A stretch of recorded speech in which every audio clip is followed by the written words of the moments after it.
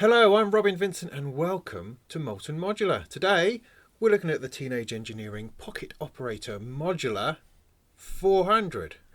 It's the big yellow thing. We've got here at last. I seem to have been spending weeks and weeks and months looking and pondering and dripping over this thing, seeing if I can tease out all sorts of extraordinary tones, see if I can find what it is beneath the surface that makes this such an interesting and intriguing object, because that's what it is.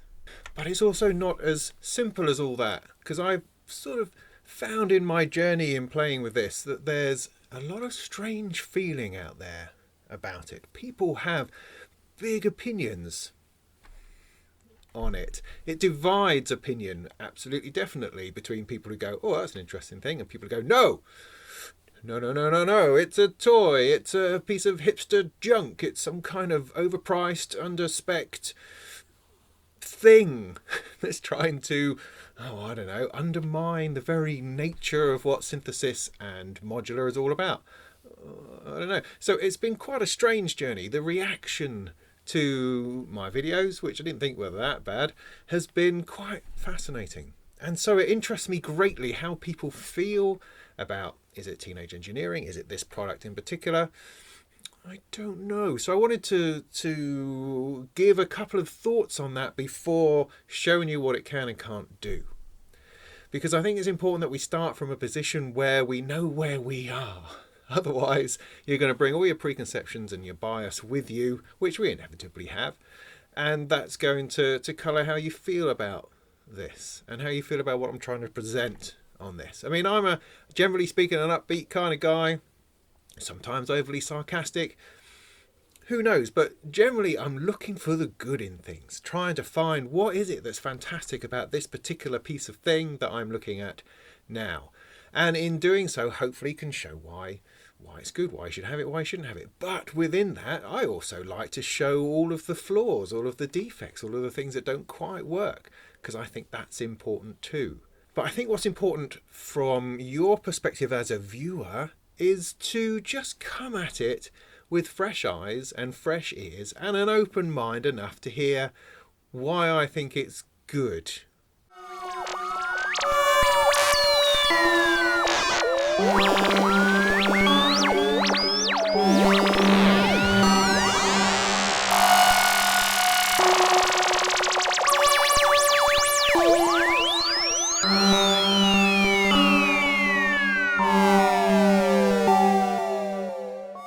So, there's a number of things I need to clear up to start with.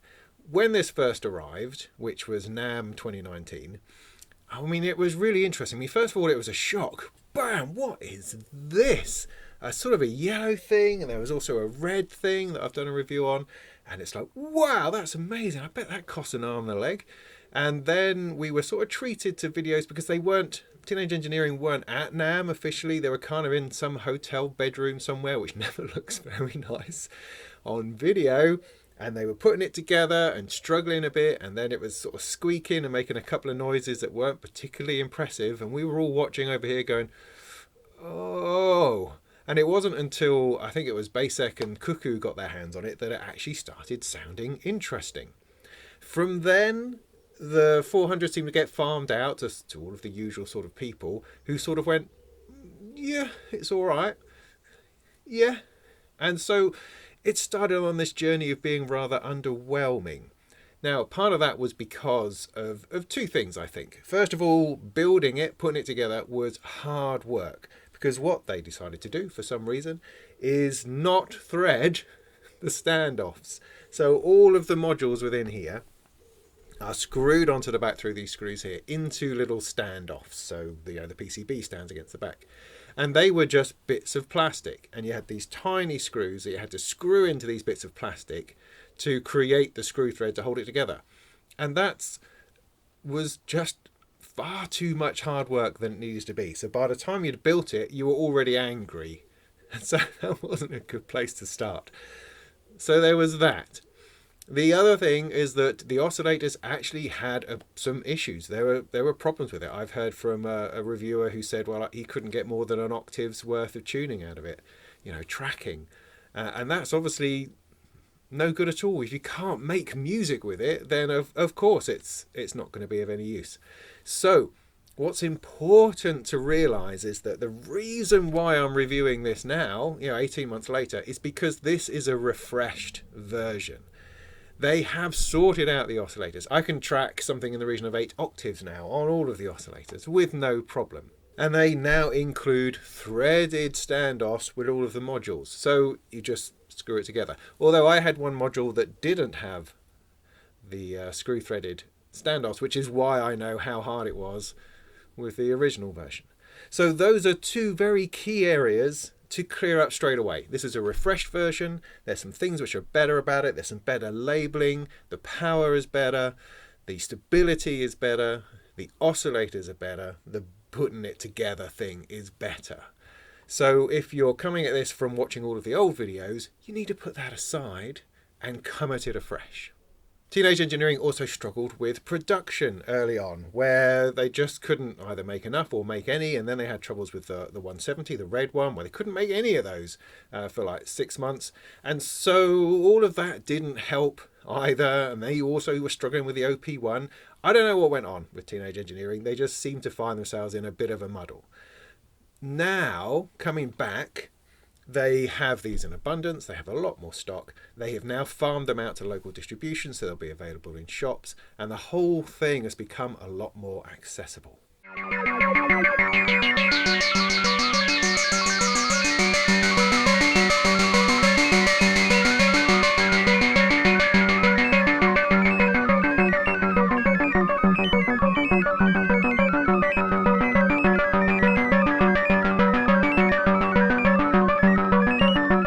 The other thing to talk about first is the price. This one really confuses me, because a common comment is, it's just it's overpriced toy. It's a toy and it's too expensive. I don't get it. It's 500 quid, right? £500 for a 3 oscillator modular synthesizer. £500. How else can you spend that money? Well, you could buy a Neutron single oscillator synth, a Crave single oscillator synth. You could buy a No Coast, a Mother 32. All of those are single oscillator synthesizers. And a Rebus from Dreadbox. In terms of analog modular synthesis, there's nothing. There's nothing like it. I mean, I put something together on Modular Grid using all of the cheapest Dopefer modules I could find, and it still came to over £1,000 just to match the modular setup. And that's without a case and power supply.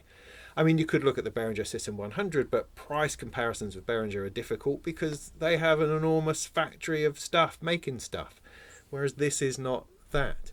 And this is modular. Each of the modules is individual. Now, it's not modular in as much as you can't swap the modules for other modules, because the front panel is set and you can only put that particular module behind that particular place on the front panel. So the fact that they are individual PCBs is kind of irrelevant, and they could have built it on a single sheet of PCB and that probably would have saved a bit of cost, but they didn't. They were aiming for as modular experience as you could possibly get within this form factor and within the restrictions and compromises of the price point, because it's bloody good value. 13 modular modules, completely compatible with Eurorack. You can set this down and feed stuff in, feed stuff out.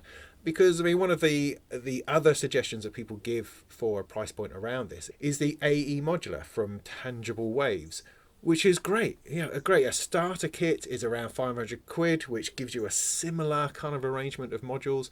But the AE modular stuff is not mechanically compatible with Eurorack exactly. It has patch wires, you can't just patch straight in. There's other stuff going on, and it's also pug ugly, sadly, because aesthetic is something that's important in the world of synthesizers. I mean, one of the things that's glorious about this is that it is such an object. It's an amazing piece of stuff that's impossible to get across in a video, impossible to see in images. It's just lovely. You just want to touch it, you just want to play with it. These wangy, bouncy, sort of rubberized patch cables are fantastic. They fit it beautifully, and you want to have it sitting there on your coffee table at home. You want it sitting on a shelf. You want it sitting on the, I don't know, on the front of your yacht. You're playing with it on your canoe, you know, parachuting, bungee jumping with it, whatever. It's a beautiful object. And for some people, perhaps that's not what they want. I mean, Eurorack tends to be very silver, very black. It has that kind of industrial vibe to it, but that's a shame. You know, I applaud more colour in synthesis, more colour in Eurorack. The fact that it's yellow, I think, is just awesome. But of course, if that doesn't float your boat, well, then you're on a hide into nothing, aren't you? You know, don't even start. But for me, as objects, they are just fantastic. So while it's not expensive by any sort of measurement, it also means that it's compromised is the wrong word. It has limitations in amongst itself because of its price point. You can't expect it to sound like a £2,000 synthesizer. You can't expect it to sound like £1,000 worth of Eurorack. It's £500 of modular. And that means that there are limitations and shortcuts and compromises that have been made inevitably in such a product. The same as there is in any little cheap synthesizer. And that's okay. You work within the limitations of what it offers you. And I think it offers you a huge amount. So with those things hopefully cleared up to some degree, let's have a look at what this is all about. The Pocket Operator Modular 400 then. Yes, here it is in all its unpatched glory. And that's a good point actually. It makes no sound by itself. You have to patch it. It's not like, oh, I don't know, getting a Crave from Behringer because it's got a keyboard on the front, you plug your headphones in, it's instantly making sound all by itself. Not the 400. This is modular. You're going to have to patch it. And that makes it all the more interesting, all the more limited, all the more weird, but ultimately a satisfying and playful experience.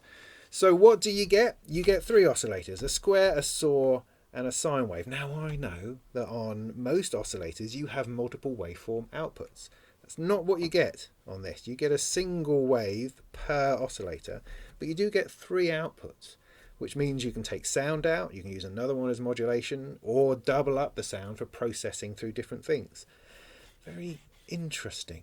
After the oscillators is a mixer. You can mix audio or CV in here for interesting modulations, or just putting all 3 of these into something before routing it through the filter. You've got an LFO with triangle and square waves. You've got a filter with 2 control inputs over the cutoff, 3 outputs, which is very interesting. A pair of VCAs and envelopes, and then down here a weird sequencer, which we'll get to in a minute, a noise generator, and then a randomizer over here, which is actually a sample and hold, and a speaker. For ultimate portability, it has speakers, it has batteries. I did a battery test, and for those who are interested, it took about 4 hours before it ran dry. So you could very easily take this out to the park, to the beach, to the top of your roof, and play with it for hours without any problem. So let's have a listen to these oscillators then.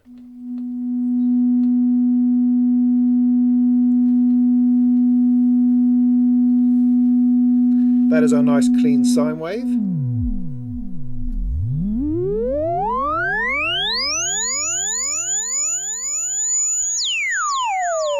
Just going to take off the delay.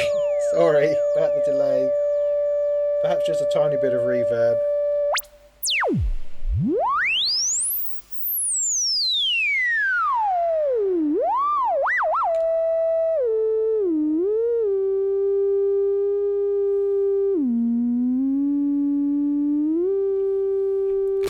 Let's try the saw wave.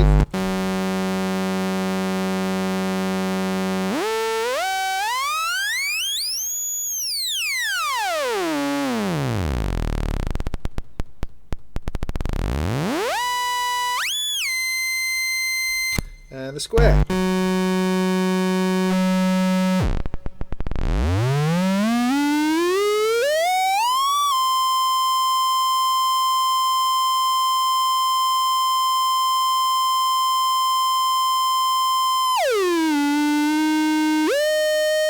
With pulse width modulation.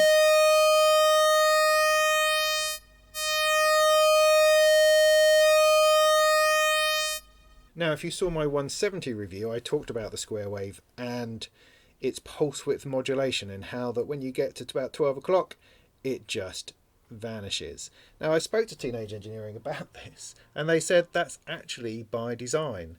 The reason being, well, I don't know. I mean, you know, that's what they say, is that you can use this input for interesting gating effects on the square.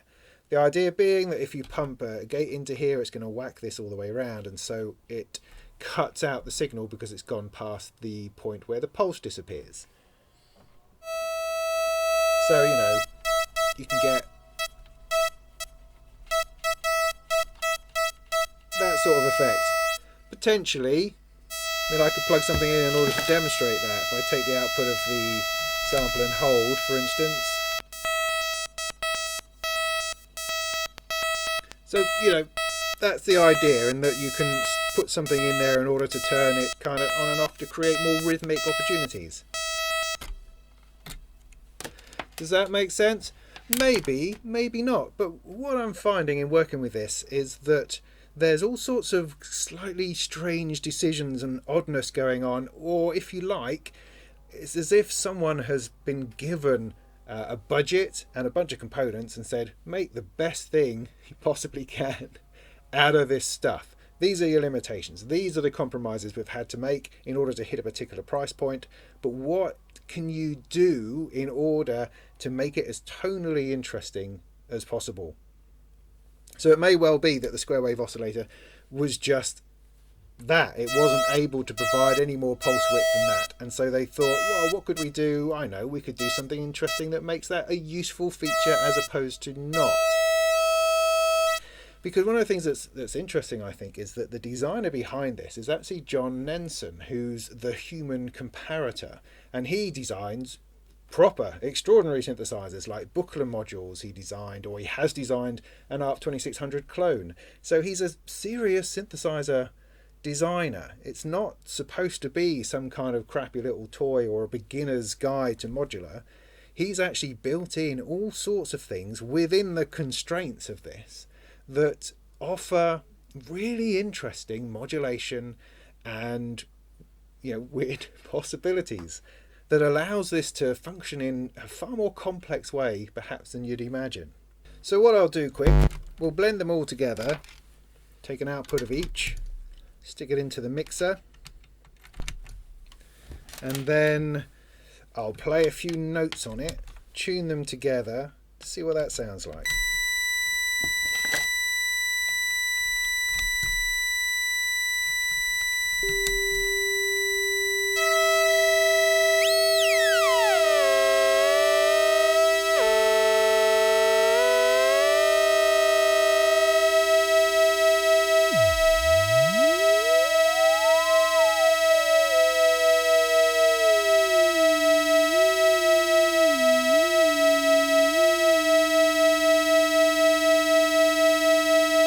So I'm going to take pitch from the key step over here, plug that in to there.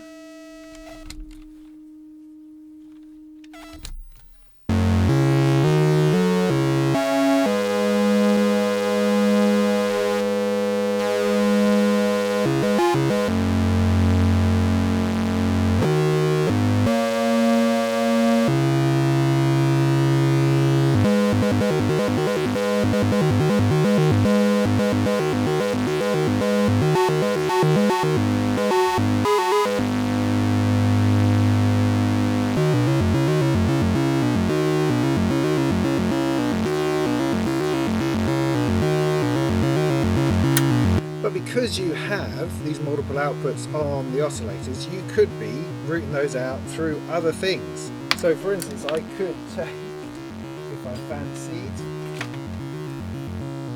the output of the sine wave, put that through another channel on my desk,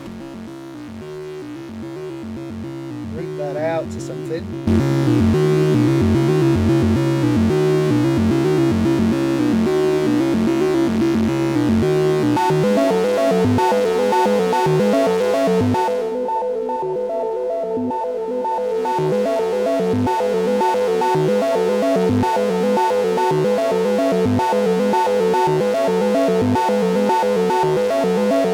I could put it through something like a wave folder.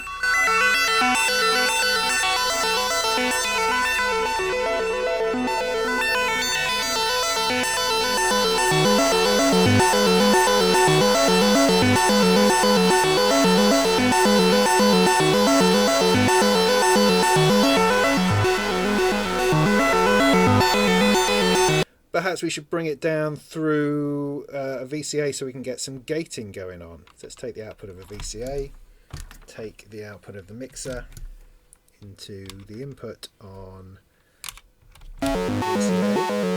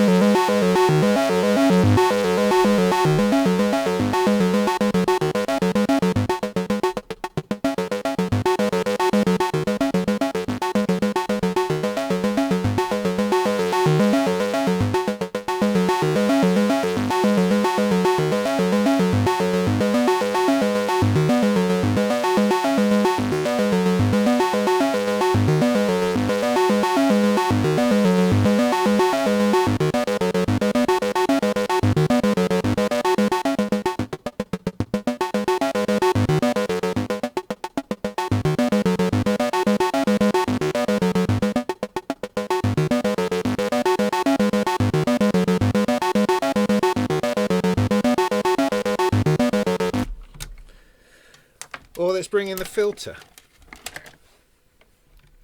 Output from the mixer, input on the filter, bring the filter out into the VCA.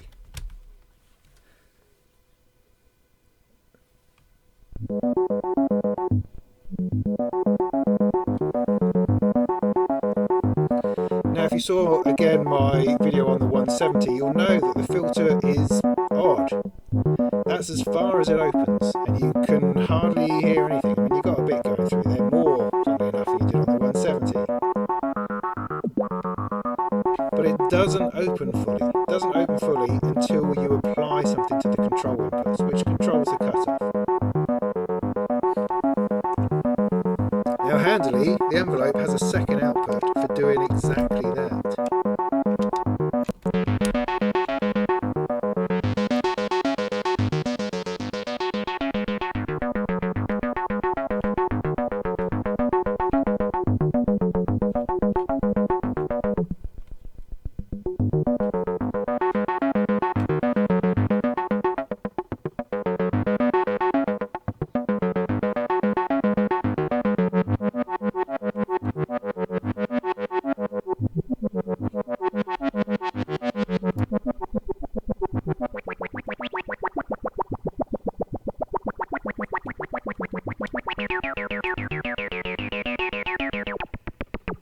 And again, while that's going on, you can take another output from the square and plug that through a completely different system.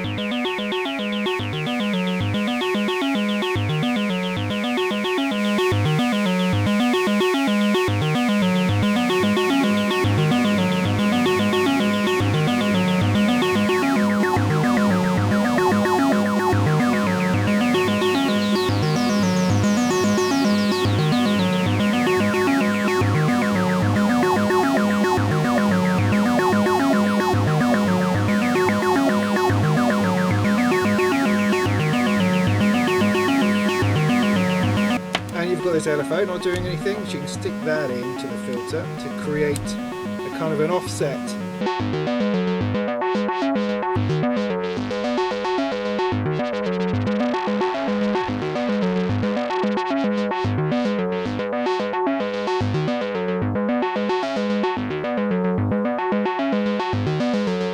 But of course you can use that any way you like.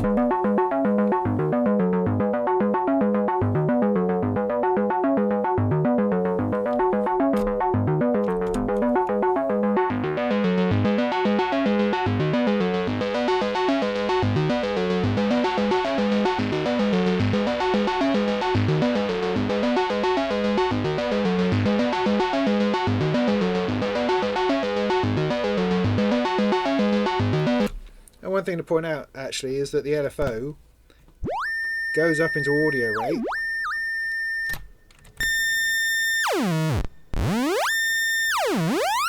almost immediately, so you can use that for all sorts of FM opportunities within the oscillators.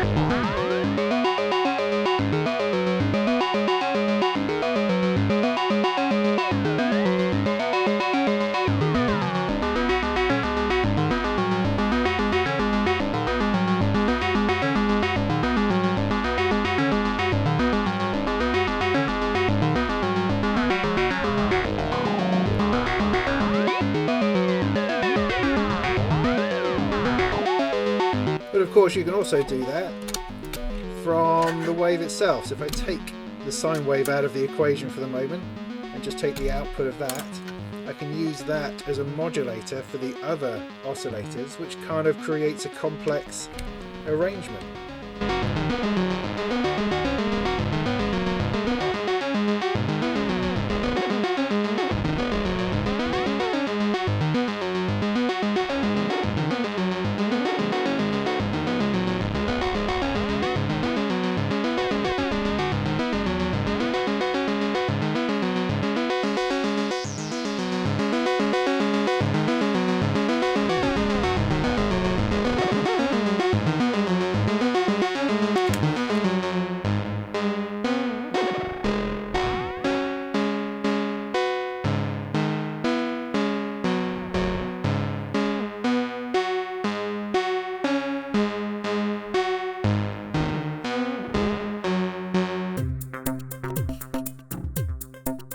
Right, something else. Let's invoke the sequencer.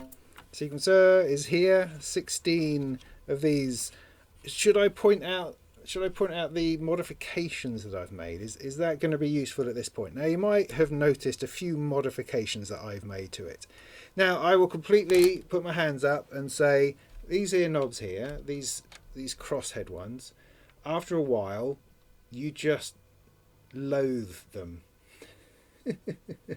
Or rather, I loathe them.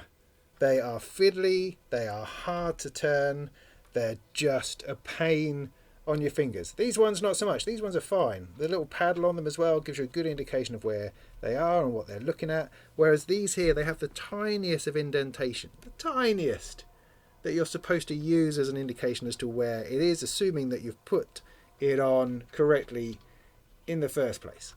So I experimented with all sorts of bits of Lego because these are Lego compatible. These crosses here and these bits here, they fit a Lego Technic. So rooting around in my kids' Lego, I found a few bits and pieces and tried them out. These are particularly good because with the crosshead ones, it's hard to tune the oscillators, to put the oscillators together. It's just difficult. With a larger knob, it makes it so much easier. Same with the cutoff down here. It just seems sensible to have a nice big knob that makes some kind of sense. But what I found overall to be really good are these little fellas, these little ones here. I got a whole bunch. They cost like 2p each from something called Brick in It, or from Brick Owl I think it's called, and they go neatly over the top and they make your life so much easier.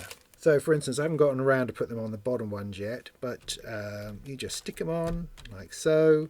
Probably, I would say, I found if you put it the way round so it's a little bit knobbed, a little bit, I don't know, got nicks out of it, that gives you something to turn on. Because these, I mean, you can do it, of course you can do it, it's possible, it's just not very nice. Whereas just adding a little bit helps. And then you can mark, do you see how I've marked where the position of it is? So like that down there, bump, I can just mark that with a piece of permanent pen, and now I know exactly what that's pointing at. Because with the sequencer, it was really hard to see what the knobs were pointing at, what the level was. It's difficult. So let me just demonstrate a little bit of that. So let's take an output, 3 outputs from the sequencer, so you can run all 3 oscillators at once. Put that into the key there. Let's take the output of the square. We'll just use the square wave for this. Put it into the VCA.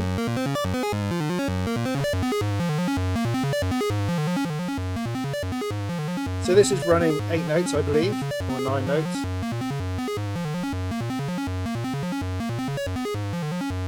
Oh, who knows? Anyway, so let's take the tempo all the way down.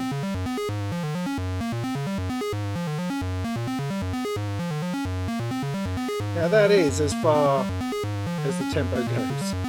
That's it. That's your lot. So it goes from kind of fast all the way up to very fast.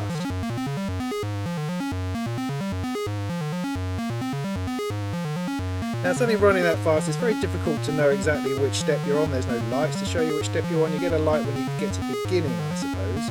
So it gets a little bit hit and miss as to what you're doing and what you're setting it to.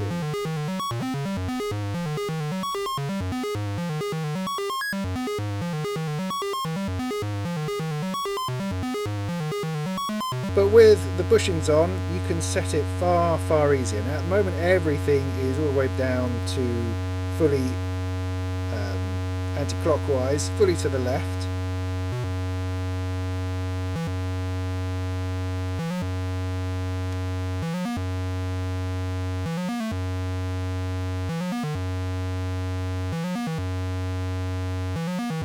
Now there's quite an interesting function in that you can set the length of the sequence by turning the knob for the next step all the way to the right. So if I turn knob number 5 all the way clockwise, it's now just going to run these 4 notes.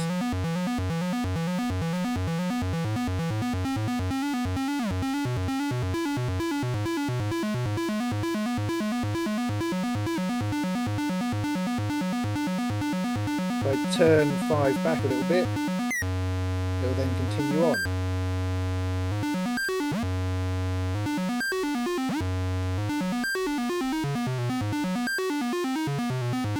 So as you can see for this bottom row, it's really hard to have any indication of what it's set to, whereas the ones that I've drawn on, I mean you could draw on these, but having these bushings on just makes it that bit more fatter, that bit more grabbable without overwhelming it like these would in such a small space. Now for gating, there's no gate output as such, all you've got is the clock. So I can put the clock into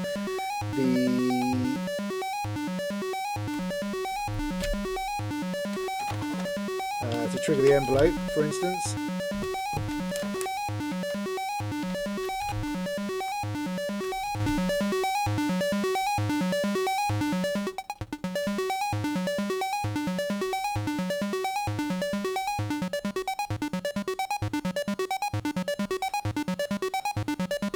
There's a second clock output, which is the Pocket Operator output, which runs slower.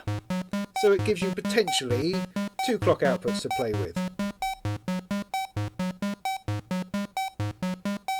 Now that of course could get a tiny bit interesting if you route the sequencer out to another oscillator.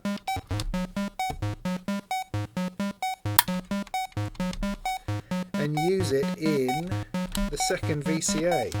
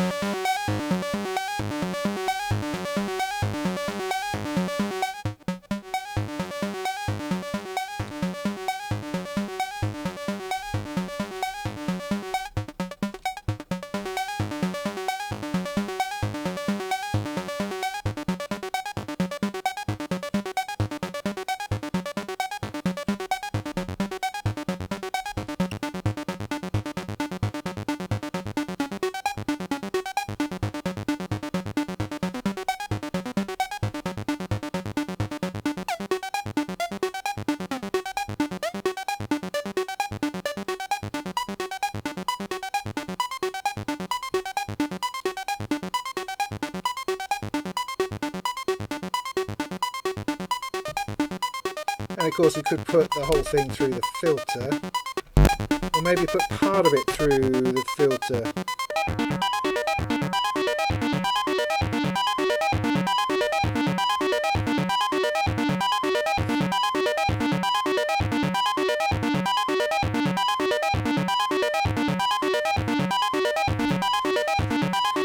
Now thankfully the sequencer also accepts a clock in, so we could take for instance the square wave, plug that in, and that gives us a bit more control over some lower speeds.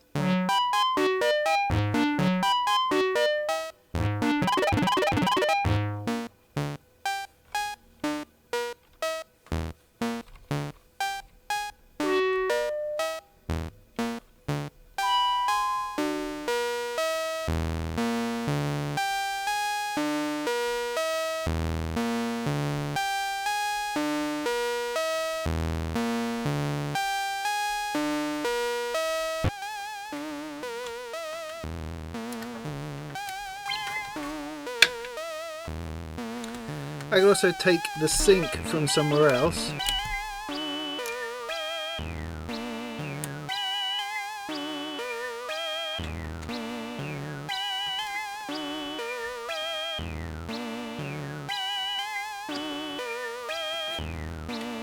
and introduce that as another pitch and gate.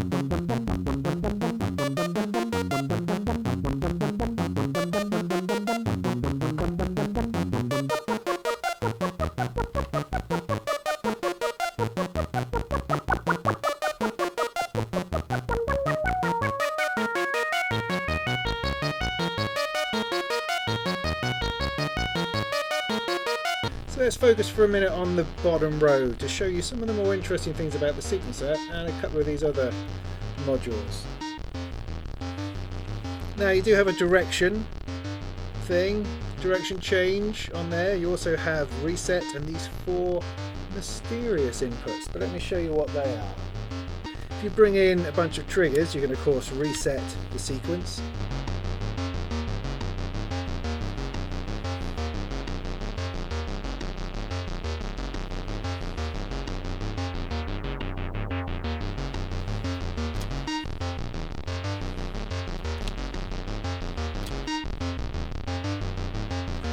Now these other inputs here reset it to a different place.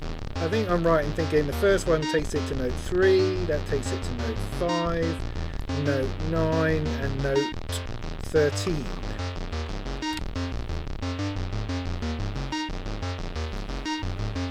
I'll stick in some more triggers.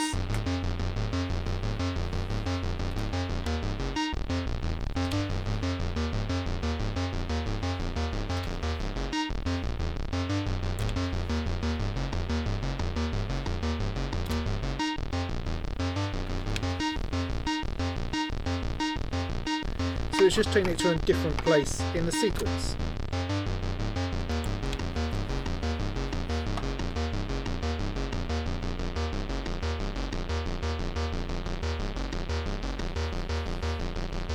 So depending on what triggers you put in, you can create sort of interesting, developing, potentially, sequences.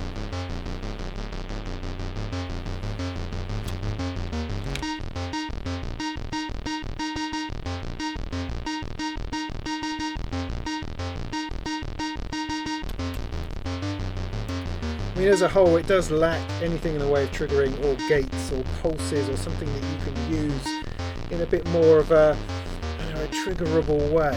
But bringing things in from the outside, that's fine, we could do that. Next, let's have a look at the noise.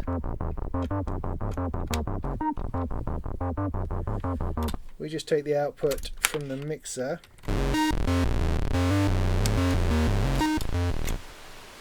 That's the white noise.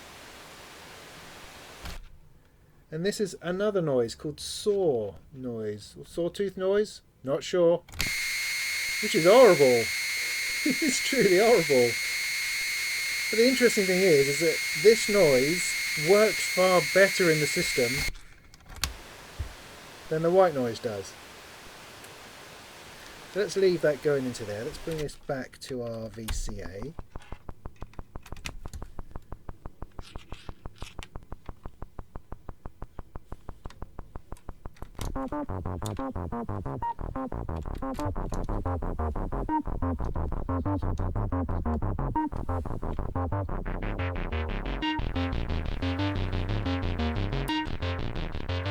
If I take the noise out, you can hardly hear any difference. If I turn the other two down, you can see, or rather hear, that it is there.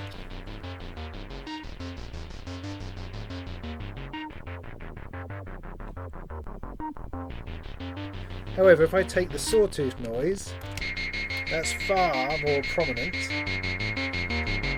and actually works quite well.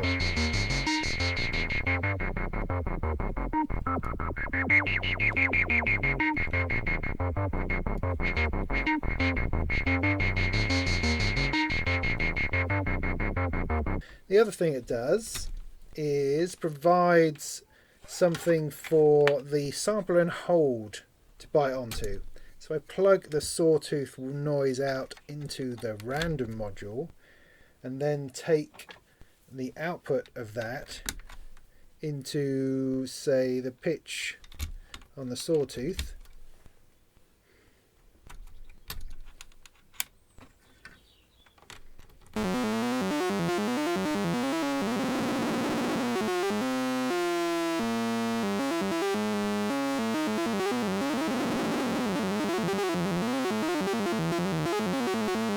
You don't get a great range, particularly of sample and hold. Just a little bit, but you can move that range up and down.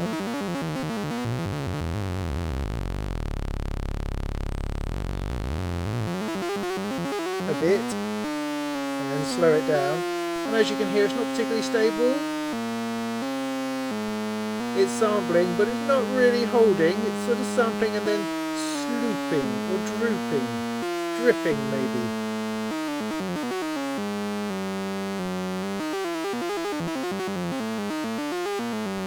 But it can become a useful source of modulation.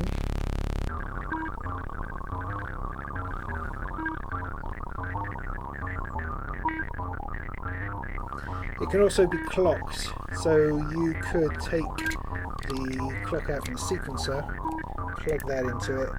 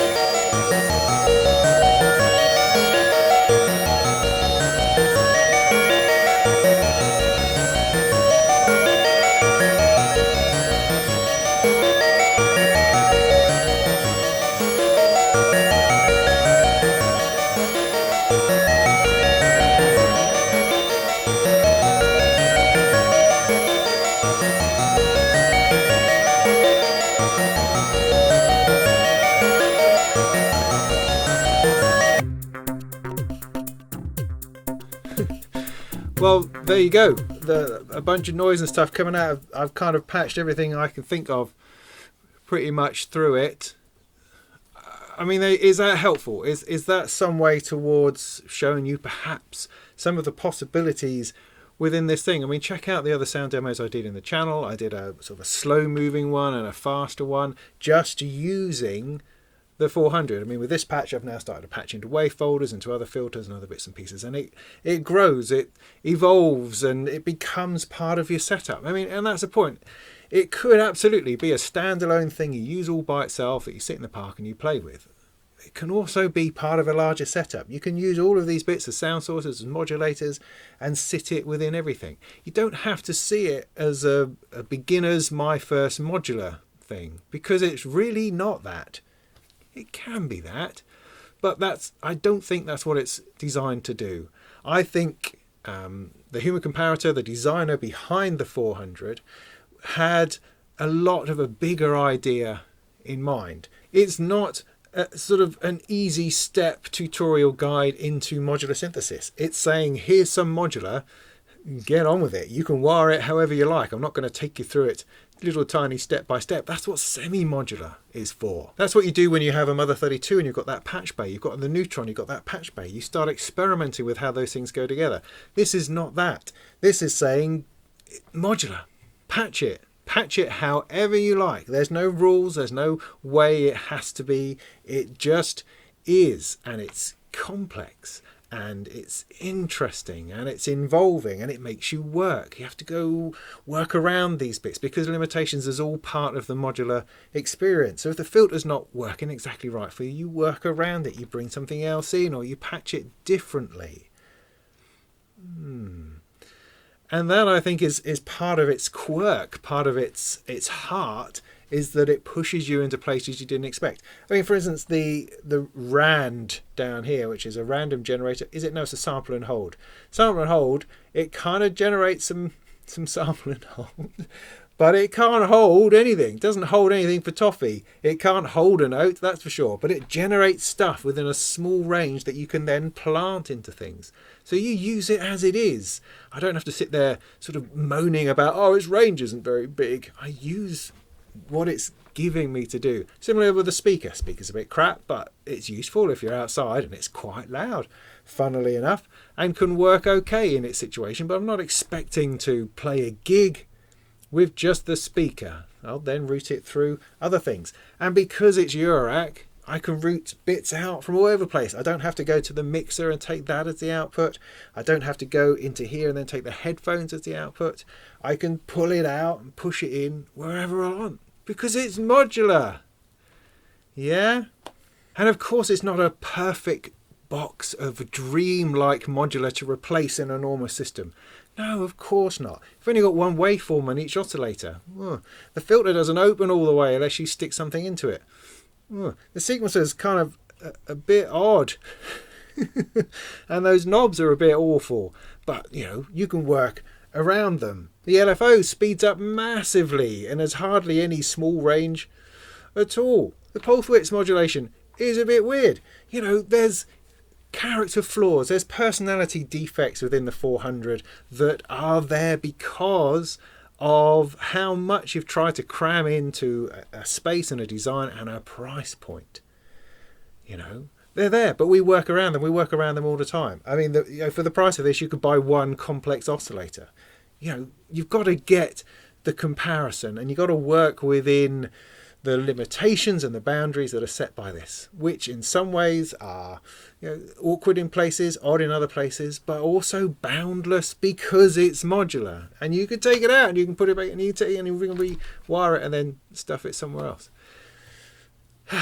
So after having worked with this for a couple of months, as I have, I mean, I thought, with a review, you play with it for a few days, maybe a week, and then you put down on paper what you think about it. But this has kept me wondering and pondering for a lot longer than most other products that I review.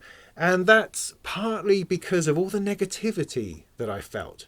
Because playing with it, I'm going, I'm having a nice time. Why does everybody hate it? And so I had to keep thinking and coming back to it and go, oh, well, okay, so this is a bit odd and that's a bit odd, I suppose. And it took a bit of work to get that sort of noise out.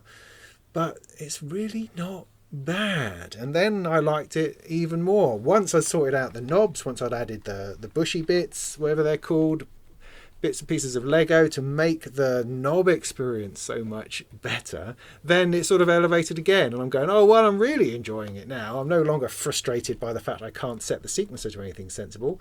I'm now starting to enjoy that aspect too.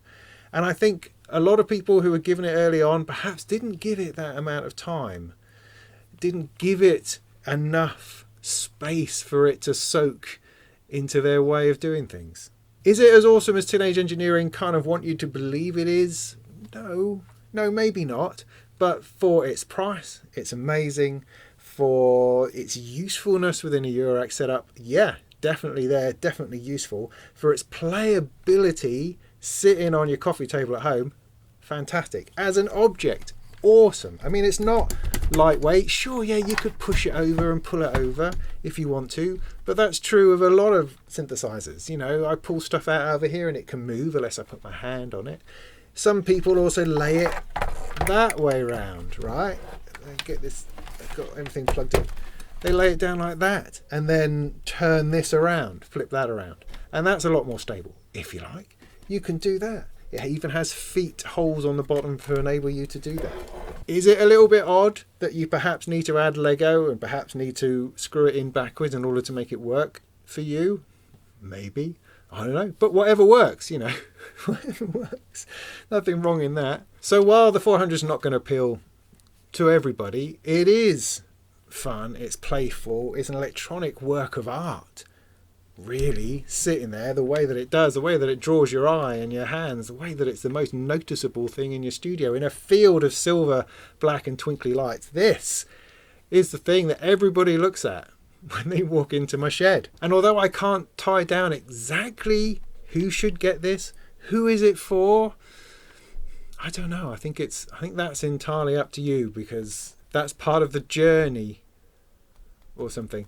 Anyway, there you go. So the Pocket Operator 400, fabulous thing with flaws, as I say, and oddities about it, some weirdness, but it can make noise, it can make sound, you can modulate, grab things in, pull things out. It'll keep you entertained for hours. It's a quirky, fun, playful, creative, modular synthesizer.